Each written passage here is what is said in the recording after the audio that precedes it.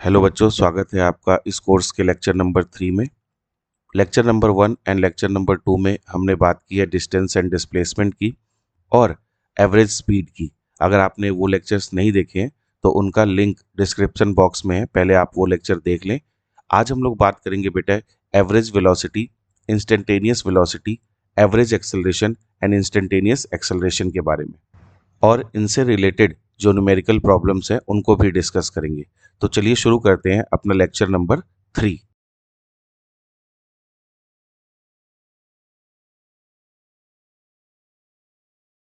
तो बेटे सबसे पहले हम लोग समझते हैं एवरेज वेलोसिटी। हम लोग एवरेज वेलोसिटी को कैसे डिफाइन करते हैं? बेटा average velocity of a particle in a time interval is defined as its displacement divided by the time interval. तो बेटे अगर कोई पार्टिकल किसी टाइम इंटरवल में कोई डिस्प्लेसमेंट कवर कर रहा है तो हम जो टोटल डिस्प्लेसमेंट है उसे डिवाइड कर देते हैं उस टाइम इंटरवल से, तो हमें एवरेज वेलोसिटी मिल जाती है। जैसे यहाँ पर मैंने दिखाया है कि कोई पार्टिकल पहले ए पोजीशन पे था बेटा, ये जो ए पोजीशन थी यहाँ से ये पार्टिकल बी पोजीशन पे चला गया है। ए पोजीशन का पोजीशन वेक्टर r1 वेक्टर है और बी पोजीशन का पोजीशन वेक्टर r2 वेक्टर है। ठीक है बेटे, अब जब ये पार्टिकल ए से बी पे गया तो हमने इसका डिस्प्लेसमेंट वेक्टर x वेक्टर से दिखाया है। तो अब हमें बताना है कि what is the average velocity. तो जो एवरेज वेलोसिटी होती है बेटा उसे हम लोग डिफाइन करते हैं डिस्प्लेसमेंट अपॉन टाइम इंटरवल, और ये जो डिस्प्लेसमेंट है इसे हम लोग चेंज इन पोजीशन से शो कर सकते हैं। मैंने ऑलरेडी डिस्प्लेसमेंट का जो कोर्स है वो लेक्चर नंबर 2 में डाला हुआ है, तो आप उसको देख सकते हैं। तो बेटे अगर मैं यहाँ पे बात करूँ इस ट्राइंगल की ए ओ बी की, तो बेटे हमें पता है ना, ट्राइंगल लॉ से हम लोग ये लिख सकते हैं, ट्राइंगल लॉ से हम लोग ये लिख सकते हैं कि r1 vector plus displacement vector is equal to r2 vector.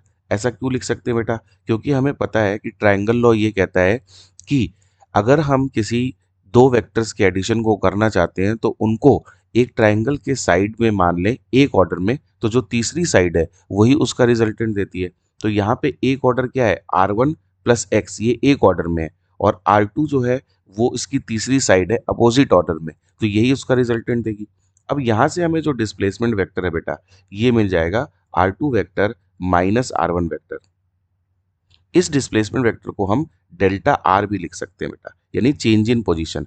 तो अगर हमें एवरेज वेलोसिटी चाहिए बेटा तो एवरेज वेलोसिटी को हम लोग लिख देते हैं यहाँ पे डेल्टा आर से, जिसे हम लिख देते हैं change in position vector, change in position, और इसे डिवाइड कर देते हैं बेटे टाइम इंटरवल से, तो हमें मिल जाती है एवरेज वेलोसिटी। बेटे एवरेज वेलोसिटी जो है उसका एसआई यूनिट क्या होगा? उसका एसआई यूनिट हो जाएगा बेटा मीटर पर सेकंड। ठीक है, और ये एक वेक्टर क्वांटिटी होगी, है ना। ये कैसी क्वांटिटी होगी बेटा? वेक्टर क्वांटिटी होगी, और इसके पास एक डायरेक्शन भी होगी। यहाँ पे आप देख सकते हैं कि डिस्प्लेसमेंट की एक डायरेक्शन है ए टू बी, है ना। अब इसी डेल्टा आर को बेटा हमने R two minus R one upon T two minus T one लिखा है। तो ये आर टू क्या है? ये आर टू फाइनल पॉइंट का पोजीशन वेक्टर है, तो फाइनल पोजीशन वेक्टर लिख सकते हैं इसको। और R1 क्या है बेटा? इनिशियल पॉइंट का पोजीशन वेक्टर, तो इनिशियल पॉइंट का position vector, initial position vector. और बेटा T2 T1 तो आपको पता ही है, इनिशियल एंड फाइनल टाइम है। ठीक है, अब इसमें एक बात हमें ध्यान रखनी है, only the positions of the particle at initial and final times are used to calculate the average velocity. The positions between T1 and T2 are not needed. Hence, the actual path taken in going from initial to final point is not important in calculating the average velocity. इसको ठीक कर लेते हैं, ये positions आएगा यहाँ पर, है ना, the positions। तो इसको मैं लिख देता हूँ यहाँ पे the positions between T1 and T2। तो बेसिकली ये कह रहा है कि जो इनिशियल पॉइंट और फाइनल पॉइंट है, सिर्फ इसी बात पे ये बात डिपेंड कर रही है कि एवरेज वेलोसिटी क्या होगी, उसके बीच में जो उसकी जो पोजीशंस रही हैं उस पे वो डिपेंड नहीं कर रहा है। तो only initial and final point जो है वही इंपॉर्टेंट है, लेकिन उसके बीच के जो पॉइंट्स है वो इंपॉर्टेंट नहीं है एवरेज वेलोसिटी को कैलकुलेट करने के लिए। तो ये बात आपको ध्यान में रखनी है। ठीक है बेटे, अब चलते हैं आगे। क्वेश्चन कह रहा है a particle is moving along x-axis. Its x coordinate varies with the time as x is equal to 2t square plus 4t minus 6. X is in meters and t is in seconds. Find the average velocity between time interval 0 to 2 second. तो बेटे इस question को अगर हम ध्यान से देखें तो x हमें पार्टिकल के पोजीशंस के बारे में बता रहा है, और अगर हमें इनिशियल और फाइनल पोजीशन पता चल जाए तो हम टाइम इंटरवल से उसको डिवाइड कर देंगे एवरेज वेलोसिटी के लिए। तो अब देखिए, जब t इज इक्वल टू 0 था तो x की वैल्यू क्या थी? 2 इंटू 0 प्लस 4 इंटू 0 माइनस 6, यानी कि इनिशियल पोजिशन जो थी वो -6 मीटर पे थी। अब फाइनल पोजीशन देखते हैं, t is equal to 2 second पे। t is equal to 2 second पे x की वैल्यू क्या है? 2 इंटू 2 का स्क्वायर प्लस 4 इंटू 2 माइनस 6, है ना। तो ये हमारे पास कितना आ जाएगा बेटे? 2 2 जा 4 2 जा 8 प्लस 8 माइनस 6, तो ये आ जाएगा मेरे ख्याल में 8 और 8 16 माइनस 6, तो प्लस 10 मीटर।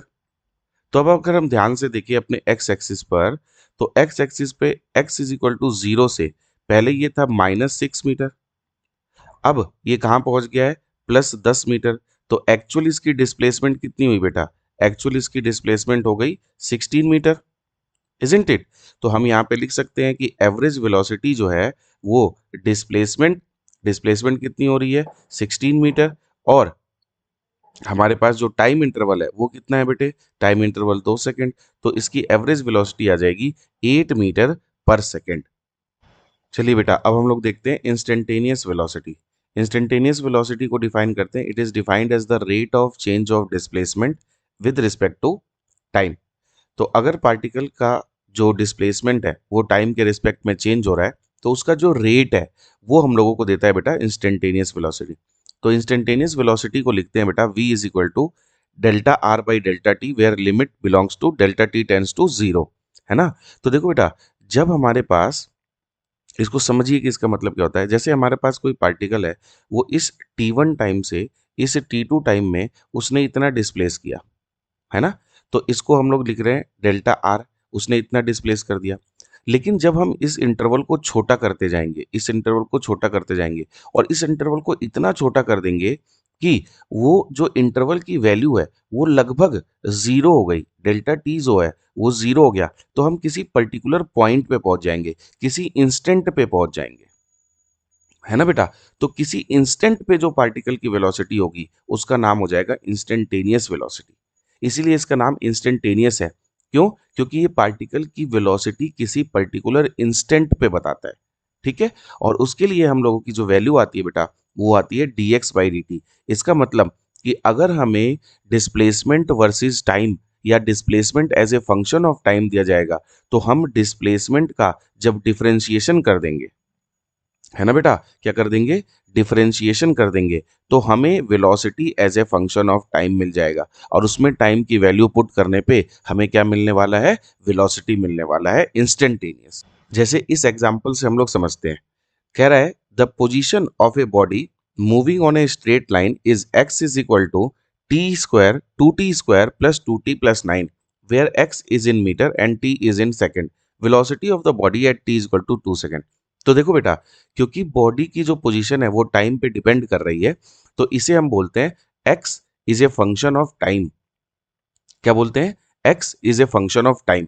अब हमें पता है कि अगर हमें वेलोसिटी निकालनी है तो हम लिख सकते हैं v is equal to D x by D T, है ना। हमें इसका डिफरेंशिएशन करना पड़ेगा। अब डिफरेंशिएशन के लिए मैंने अलग से मैथमेटिकल टूल्स का कोर्स बनाया हुआ है, आप वो कोर्स चैनल पे जाके देख सकते हैं अगर आपको डिफरेंशिएशन अभी नहीं आती है तो बेटा ये आ गया v is equal to 2t square plus 2t plus 9। So यहाँ से हम v का लिख सकते हैं वैल्यू कितना बेटा? 4t प्लस 2, और 9 का तो डिफरेंशिएशन 0 हो जाएगा। ये वेलोसिटी जो है टाइम पे डिपेंड कर रही है, इसलिए बेटा इसे लिखेंगे velocity as a function of time. इसे हम ऐसे बोलते हैं। अब हमें कितने टाइम पे वेलोसिटी चाहिए? 2 सेकंड पे वेलोसिटी चाहिए, तो हम यहाँ पे लिखेंगे v is equal to 4 into time की जगह 2 पुट कर देंगे और यहाँ पे आ जाएगा 2, तो 4 2 जा 8 प्लस 2 कितना आ गया बेटा? 10 मीटर पर सेकेंड। इसे हम बोलेंगे इंस्टेंटेनियस वेलोसिटी। Instantaneous velocity. तो जब भी हमें position as a function of time या displacement as a function of time दिया जाता है, तो उसका रेट ऑफ चेंज निकालने के लिए हमें उस फंक्शन को डिफरेंशिएट करना पड़ता है विद रिस्पेक्ट टू टाइम। चलिए देखते हैं और क्वेश्चंस। बेटा ये हमारा नेक्स्ट क्वेश्चन है। A particle is moving on a straight line such that its displacement is related to time as x is equal to 3 minus 4t plus 5t square. Draw the velocity time graph. तो बेटे अगर हमें velocity time graph बनाना है तो पहले हमें velocity as a function of time चाहिए, है ना। तो उसके लिए हम क्या करेंगे, सबसे पहले अपना फॉर्मूला लिखेंगे v is equal to D x by D T. तो बेटा हमारे पास वैल्यू आ गई v is equal to D by D T of 3 - 4t plus 5t square. तो यहां से हम लिख सकते हैं बेटा v इज इक्वल टू 3 का डिफरेंशिएशन 0, -4t का -4 और प्लस 5t स्क्वायर का 10t। तो बेटे हमारे पास वैल्यू आ गई v is equal to 10t - 4। ये हमारे पास आ गया velocity as a function of time. ठीक है बेटे, हमें चाहिए क्या, हमें चाहिए वेलोसिटी टाइम का ग्राफ। तो बेटे हम अगर ध्यान से देखें v is equal to 10t - 4, तो बेटा ये जो ग्राफ है या ये जो फंक्शन है वो एक स्ट्रेट लाइन का फंक्शन है।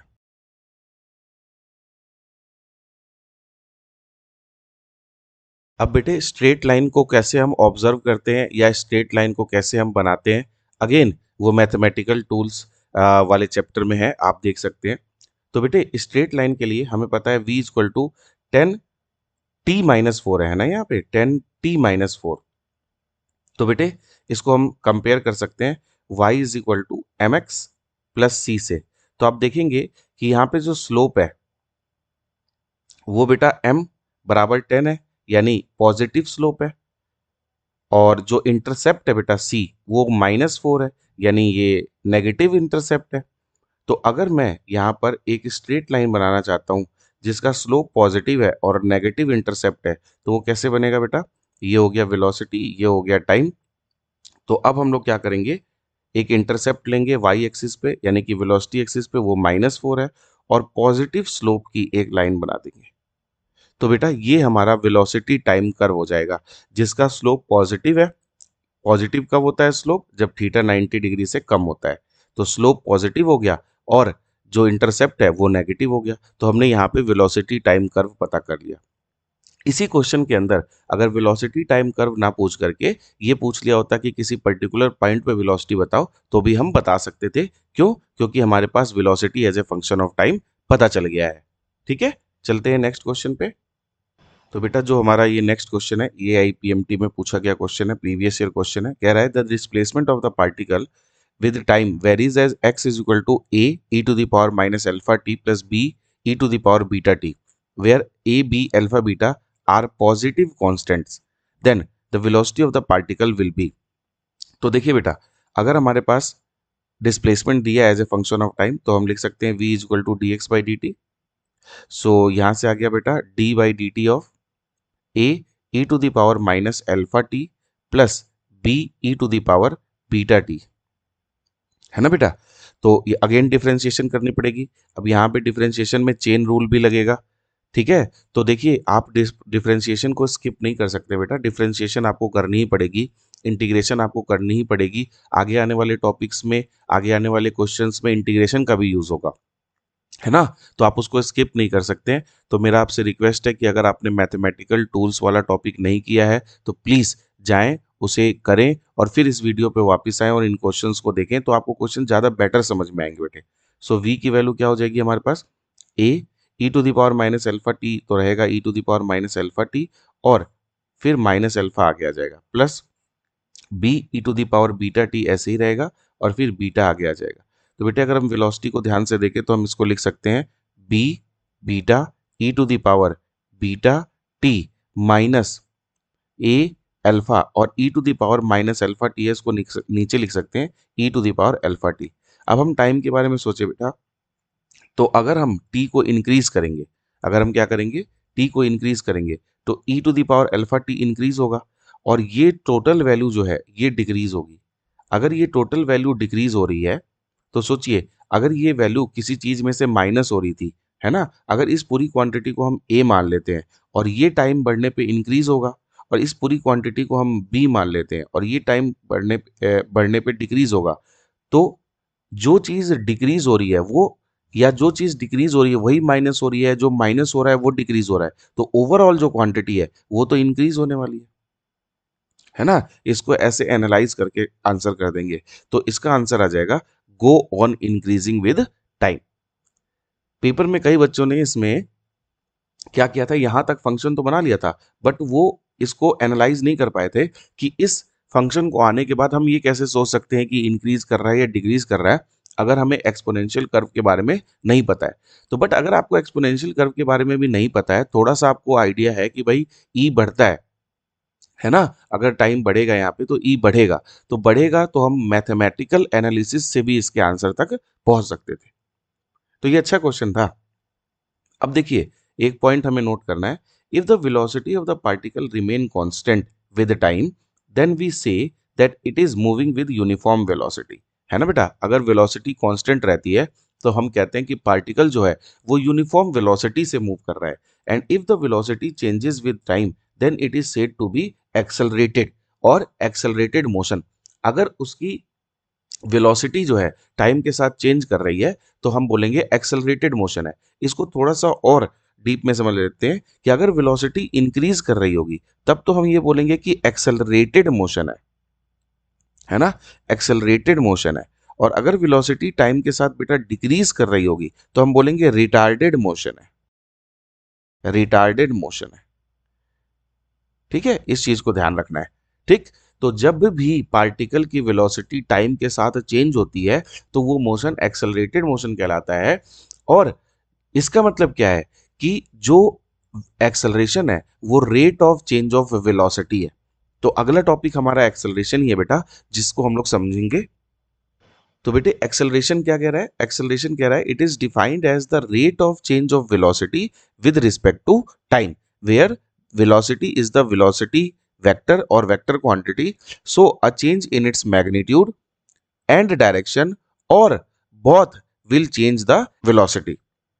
तो देखिए बेटा, इसमें क्या है कि हमारे पास अगर हम लोग एक्सेलरेशन को डिफाइन करें तो एवरेज एक्सेलरेशन कैसे डिफाइन होती है, एवरेज एक्सेलरेशन डिफाइन होती है बेटा change in velocity, change in velocity upon time interval, upon time interval.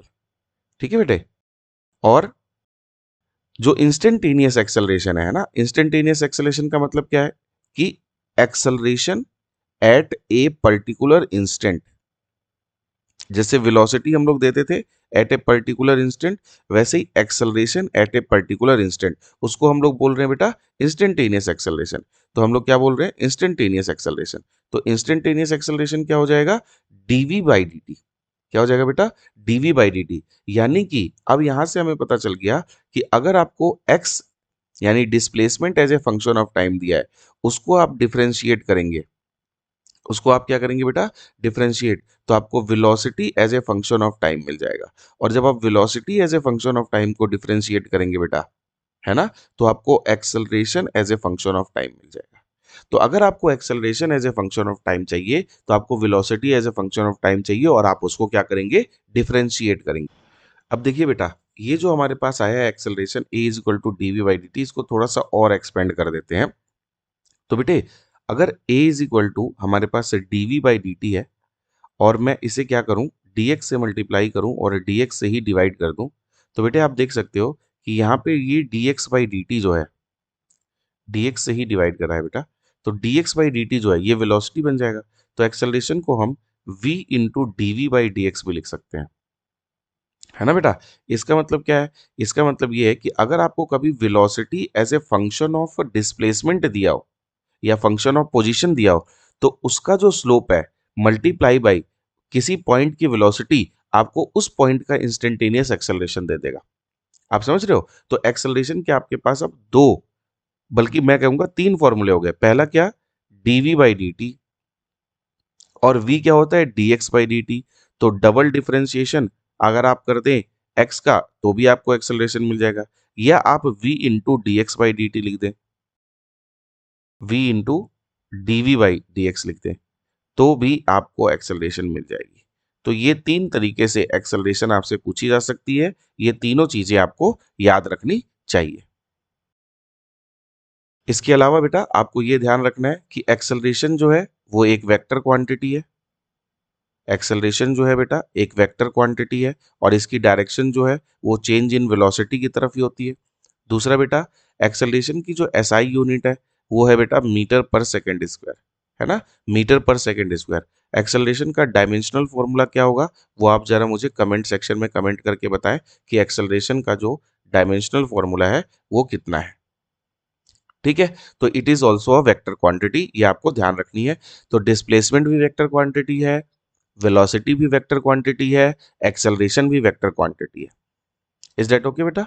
ठीक है, चलिए अब हम लोग चलते हैं नेक्स्ट क्वेश्चन पे। क्वेश्चन कह रहा है a particle of unit mass undergoes one dimensional motion such that its velocity varies as v x is equal to k into x की power -2n, where k and n are constants, x is the position of the particle, find the acceleration as a function of x।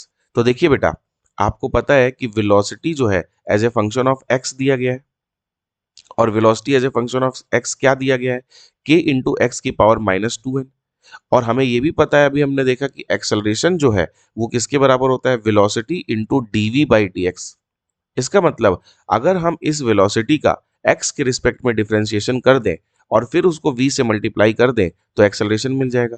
सो अगर हम लिखें dv by d x, तो dv by d x की value हो जाएगी बेटा k into x की power -2n का हो जाएगा -2n इंटू एक्स की पावर -2n-1, है ना बेटा, ये डिफरेंशिएशन हो गया। तो यहां से हम लोग एक्सेलरेशन लिख सकते हैं बेटा v into d we by d x. तो v की वैल्यू है बेटे k इंटू एक्स की पावर -2n और dv बाई डी एक्स की वैल्यू है -2n इंटू एक्स की पावर -2n-1।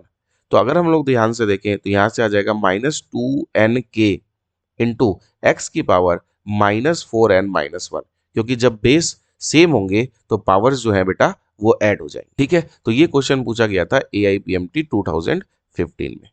अब हम चलते हैं आगे नेक्स्ट क्वेश्चन पे।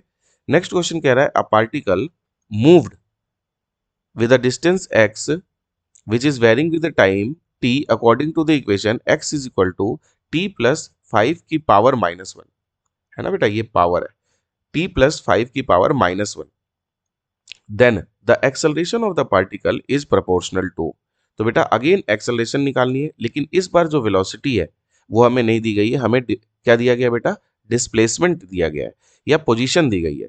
तो बेटा हम लोग चेक करते हैं, यहाँ पे हम लोग लिख सकते हैं v is equal to D x by D T, D x by D T. So बेटा यहाँ से आ जाएगा d by D T of x की वैल्यू है हमारे पास t प्लस 5 की पावर -1। अब इसको सॉल्व करने के लिए चेन रूल लगाना पड़ेगा।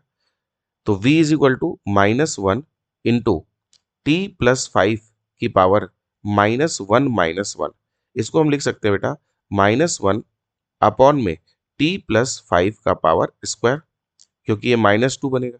ये हमारी वेलोसिटी आ गई। हमें चाहिए एक्सेलरेशन, तो एक्सेलरेशन के लिए हमें क्या करना पड़ेगा बेटा, एक्सेलरेशन के लिए हमें dv बाई डी टी करना पड़ेगा। तो जब dv बाई डी टी करेंगे तो ये बनेगा क्या बेटा, d by D T of -1 into t plus 5 की पावर -2।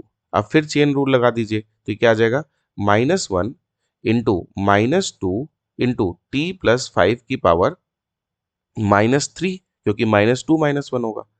तो अगर x को देखें कि वो किसके प्रोपोर्शनल है, तो a को हम लिख सकते हैं बेटा, ध्यान से देखिए, -1 अपॉन में t प्लस 5, एक बार नीचे लिख दीजिए, फिर यहां लिख सकते हैं -2 इंटू में 1 बाई टी प्लस 5 का स्क्वायर लिख दीजिए।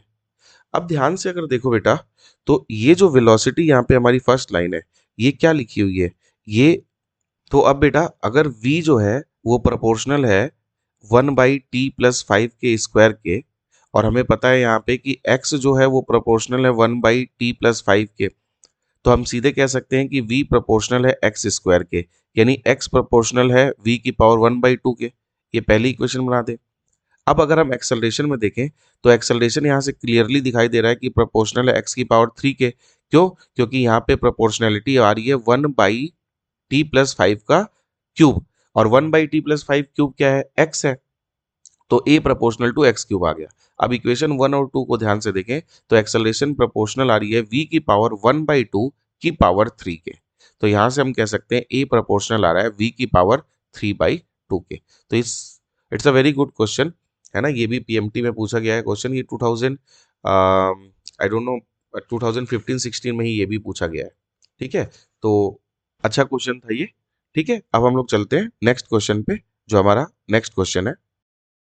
तो बेटा ये जो नेक्स्ट क्वेश्चन है ये शॉर्ट फॉर्म में थोड़ा मैंने लिखा है। क्वेश्चन कह रहा है कि if the displacement of the particle varies as x is equal to t cube minus 6t square minus 3t+4, find the velocity of the particle when the acceleration is zero. तो जब acceleration zero है तब velocity पता करनी है, तो पहले हमें एक्सेलरेशन निकालनी पड़ेगी। सो हम पहले वेलोसिटी निकालते हैं dx/dt से। dx/dt हो जाएगा 3t² माइनस 12t-3, और एक्सेलरेशन आ जाएगा बेटा dv/dt। तो dv/dt क्या हो जाएगा? 6t-12।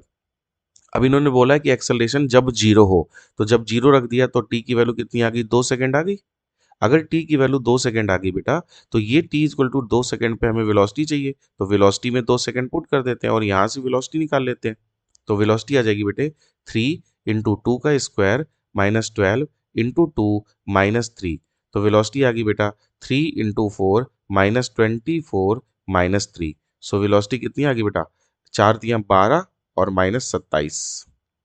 तो आई गेस ये आ गया -15 मीटर पर सेकेंड।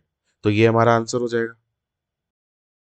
तो बेटा ये था हमारा टॉपिक वेलोसिटी एंड एक्सेलरेशन। अगर आपको ये लेक्चर पसंद आया बेटे तो चैनल को सब्सक्राइब करें, इस लेक्चर को लाइक करें एंड शेयर करें अपने फ्रेंड्स के साथ, और मेरे साथ अपनी 2027 की जर्नी को कंटिन्यू रखें। और नेक्स्ट लेक्चर मैं जल्दी ही लेकर के आऊँगा। ठीक है, तब तक के लिए हैव ए नाइस डे।